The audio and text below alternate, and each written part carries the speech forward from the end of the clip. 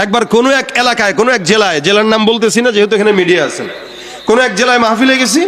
যাওয়ার পরে ওই জেলার মাহফিলের সভাপতি সাহেব সুন্দর করে তার বাসায় আপ্যায়ন করছেন। করার পরে বলতেছেন, হুজুর আমার বাচ্চা মেয়ে আপনার খুব ভক্ত। এখানে আসার পরও আপনাদের কমিটির এক ভাই বলতেছে, আমার ছেলেটা আপনার খুব ভক্ত, তা ছবি তুলছে, ছেলেকে দেখাবে।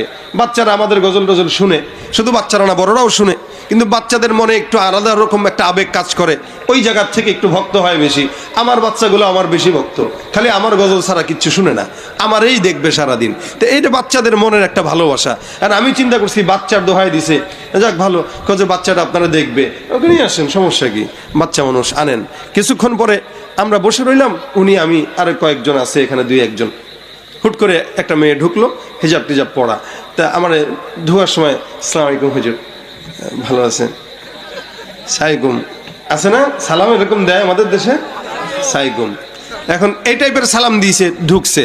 আমি ওয়ালাইকুম আসসালাম, উনি কে, ভুলে ঢুকছে কিনা। কিছুক্ষণ পরে পিছনে দেখি সভাপতি ঢুকছেন, দেখো হুজুর আমার মেয়ে, একটু দোয়া টোয়া দিয়ে দেন। আমি তারা কাম সারছে। এখন পরে বলতেছি, দেখেন আমি কো আচ্ছা, দোয়া, আল্লাহ আপনার মেয়েকে সুস্থ রাখুক, আল্লাহ পাক মনের আশা পূরণ করুক, ঠিক আছে, ভালো থাকেন, হুজুর একটু দোয়া টোয়া করেন। আমি ঠিক আছে, দোয়া করবো, আপনি যান। এখন কিছুক্ষণ পরে বললাম, সভাপতি সাহেব তার মেয়ে কি করে? হুজুর এই বাচ্চা মানুষ, আমার মেয়েটা আমার একটা মাত্র মেয়ে, আমার আদরের, আমার কলিজা, হুজুরে ওর জন্য একটু দোয়া করবেন। ওকে কি করে উনি? হুজুর অনার্সে পড়তেছে, এবার একটু দোয়া করেন। অনার্সে পড়তেছে, সে কি বলেন তো আপনারা?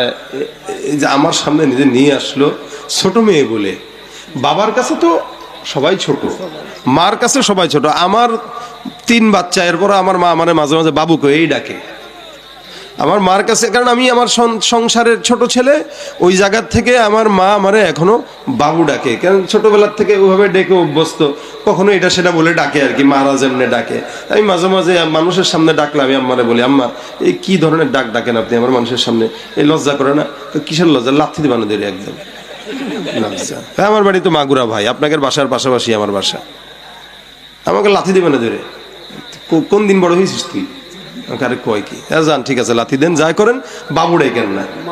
তা মা বাবার কাছে আমরা তো বাচ্চা, কিন্তু একটা যুবকের কাছে যদি একটা যুবতী নিয়ে এসে আমার বাচ্চা, তাহলে এই বাচ্চা ভেবে যদি আদরটা করে দেয়, তাহলে এই বিপদ।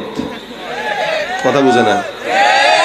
যারা বুঝার তারা বুঝেন, যেগুলো বুঝেন না এগুলো হাসাও দরকার নেই, ঠিকঠাকও কোয়া দরকার নেই, সব কথা তোমাকে বুঝতে হবে না।